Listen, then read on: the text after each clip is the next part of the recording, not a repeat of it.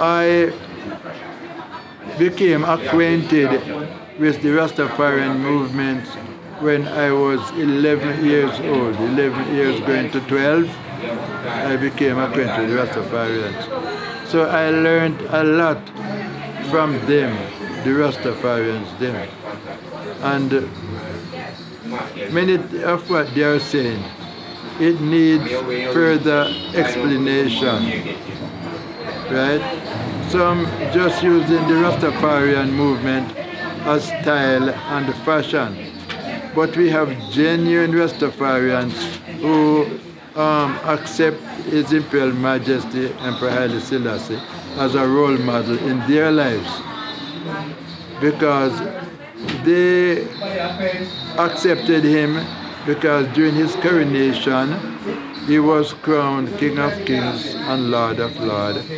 Also, he is called the elect of God. Also, His Imperial Majesty himself says that he is the defender of the Christianity. He defends Christianity. And because of these things, many of the Rastafarians look towards him as the supreme, that he is God. So let me go into that part. His Imperial Majesty is an elect of God. He is defender of the Christian faith. And he is Earth's rightful ruler. I learned that from I was 15 years old, according to the visions that I got. His Imperial Majesty is like an angel, because the angels of God are used by God to do their works. Therefore, His Imperial Majesty is the elect of God. That's why he was so powerful during his reign as King of Kings in Ethiopia, because God used him. He should be among the saints because of his great works that he have done. But it takes time for one to see who is not biased in their minds that His Imperial Majesty is worthy to be a saint, to be acknowledged by the church as a saint.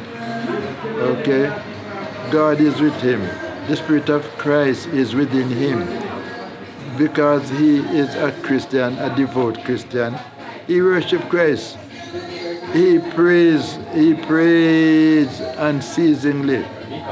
So therefore his ways, his steps and doing are of the saints. You have earthly saints that we have history of, and we have angels, and they are all saints, right? So that is it with His Imperial Majesty. He gives Christ glory. He thanks God for keeping him, that he can do the will of God among people on earth. That is the God, that is the King of Kings that we knows about, who praise God in his own wisdom.